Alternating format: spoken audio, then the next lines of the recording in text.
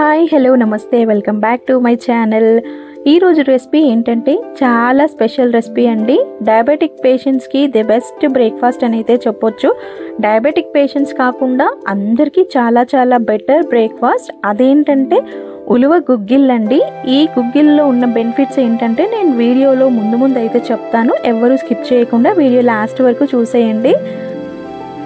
ఇక్కడ నేను 300 గ్రామ్స్ ఉలవల్ని ఓవర్ నైట్ అయితే నానబెట్టుకున్నాను. కావాలంటే మీరు 4 to 5 అవర్స్ అయితే నానబెట్టుకోవచ్చు. ఉలవలు ఏంటంటే చాలా హెల్తీ బ్రేక్ఫాస్ట్ అన్నమాట. ఇది బ్రేక్ఫాస్ట్గా కానీ ఈవినింగ్ స్నాక్గా కానీ తీసుకోవచ్చు. ఇక్కడ నేను నల్ల ఉలవలు తీసుకున్నానండి. ఇందులో బ్రౌన్ కలర్ ఉలవలు కూడా ఉంటాయి. అది మీ చాయిస్ అండి. ఏదైనా మనకు టేస్ట్ అనేది రెండు సేమ్ ఉంటుంది. ఇది చాలా ఫైబర్ రిచ్ ఫుడ్ అండి. సో ఇది తీసుకోవడం వల్ల మనకి వెయిట్ లాస్ కూడా అవ్వచ్చు.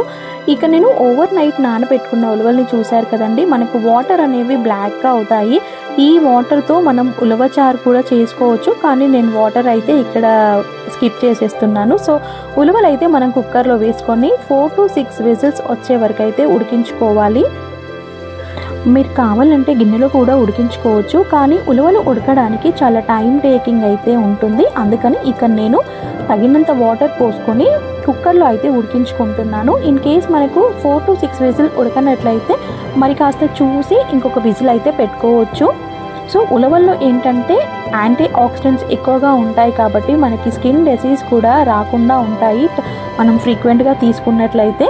ఇక్కడ నేనైతే స్టవ్ ఆన్ చేసి కుక్కర్ని అయితే పెట్టేసుకుందాము. సో నేనైతే 6 విజిల్స్ అయితే పెట్టేసుకున్నానండి.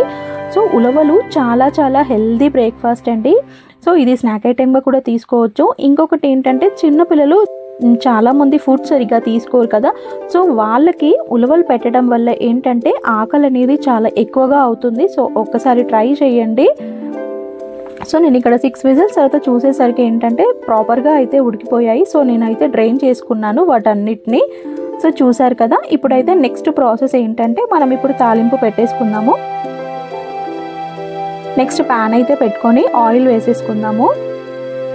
ఉలవల్లో ఏంటంటే గ్లిసమిక్ ఇండెక్స్ అనేది చాలా తక్కువగా ఉంటుంది కాబట్టి షుగర్ పేషెంట్స్ అయితే చాలా హ్యాపీగా తీసుకోవచ్చండి. రీసెంట్గా నాకు ప్రెగ్నెన్సీలో షుగర్ వచ్చింది. సో నేనైతే ఎవ్రీ 2 డేస్కి ఒకసారి అయితే నా బ్రేక్ఫాస్ట్లో ఇంక్లూడ్ చేసుకుంటున్నాను.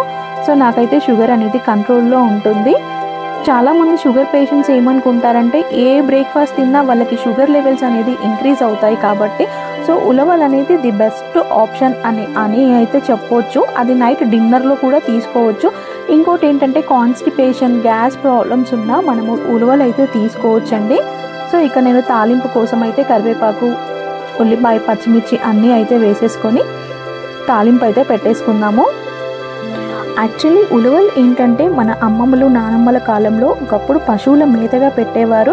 బట్ ఇప్పుడు ఏంటంటే 90% పీపుల్ తినడం స్టార్ట్ చేశారు, ఎందుకంటే చాలా హెల్దీ కాబట్టి.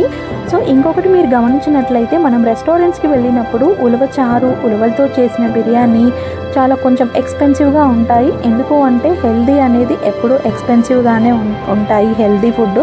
సో ఇంత హెల్దీ ఫుడ్ని మరి మీరు ఎప్పుడు తినడం స్టార్ట్ చేస్తారో నాకు కామెంట్లో తెలియజేయండి.